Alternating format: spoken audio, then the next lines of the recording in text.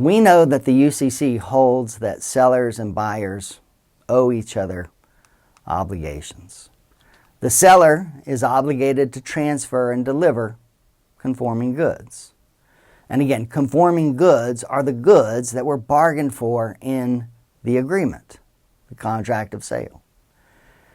Under the UCC, tender of delivery, the tender of delivery rule requires the seller to tender the goods, to give to the buyer appropriate notice of the tender, and to take any necessary actions to allow the buyer to take delivery.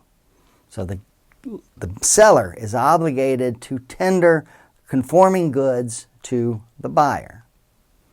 Now, there are rules regarding tender of delivery. Tender of delivery requires that the seller have and hold conforming goods at the disposal of the buyer.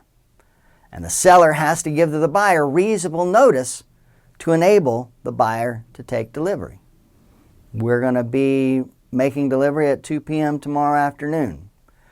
Tender must be at a reasonable time and in a reasonable manner. And the goods must be tendered in a single delivery unless the parties have agreed otherwise. The perfect tender rule.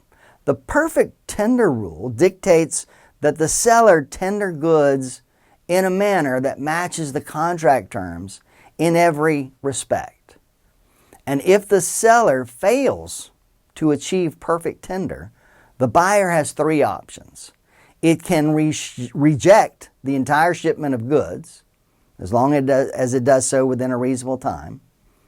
It can accept the shipment of goods as is, or it can accept some of the goods and reject the rest as long as it is within a reasonable time period.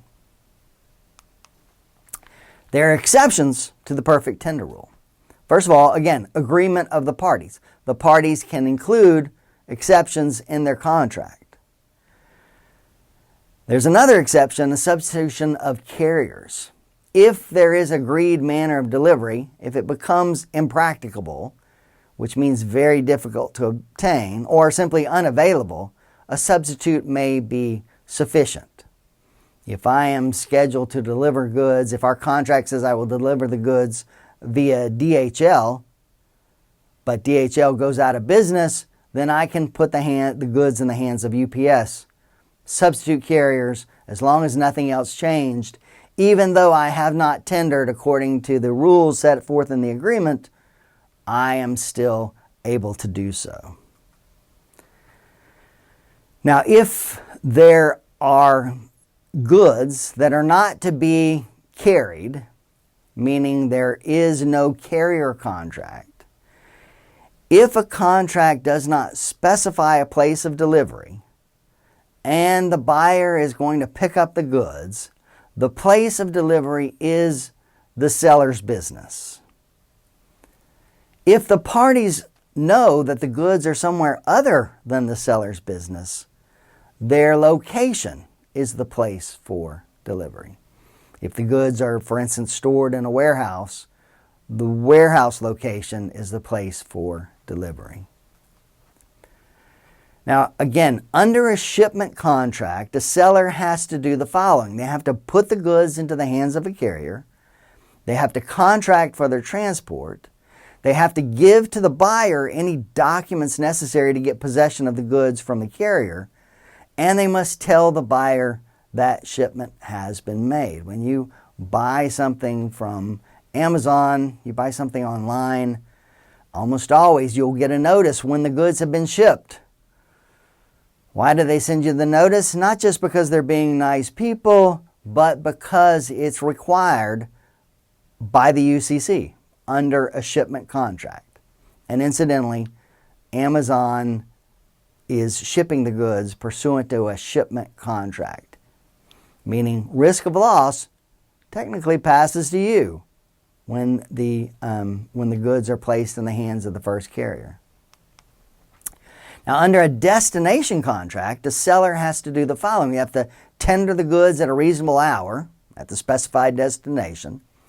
They have to keep the goods available for a reasonable period of time to allow the buyer to take possession.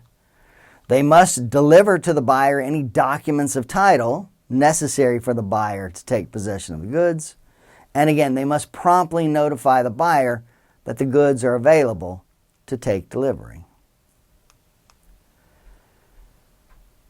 What if a seller sends non-conforming goods? Well, if the seller ships non-conforming goods, it has failed to deliver according to the perfect tender rule. However, if the buyer rejects goods under the perfect tender rule, the seller has a right to repair or replace the rejected goods so long as the time period for performance has not expired. Meaning we have a contract that calls for delivery of computer hard drives. Our contract calls for delivery on October 31st. If I ship to you, say the contract calls for shipment of 256 gigabyte hard drives.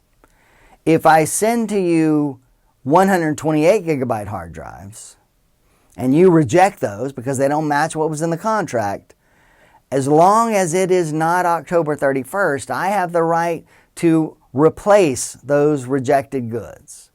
I can ship conforming goods to you as long as the time period for performance has not expired. So we call that the seller's right to cure. The seller has a right to cure its failure to achieve the perfect tender rule. If the time to perform is not expired, the seller has the right to cure by giving notice of the intent to cure and by tendering conforming goods in replacement of the rejected goods. So if the seller receives notice of rejection, the seller can cure the problem by giving notice of their intent to cure and by tendering conforming goods. So in my hypothetical, if you notify me that you're rejecting the goods because they are the wrong size, I then can give you notice I intend to cure this problem. I intend to ship you computer hard drives of 256 gigabytes, and then I can do so.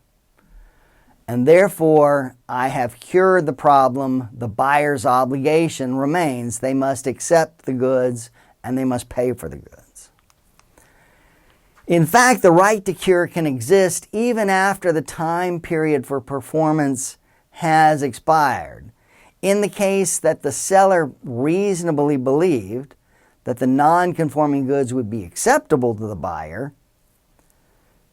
For example, a seller delivers a higher quality of good than ordered, then the seller may be able to cure this fault even after the time performance has expired.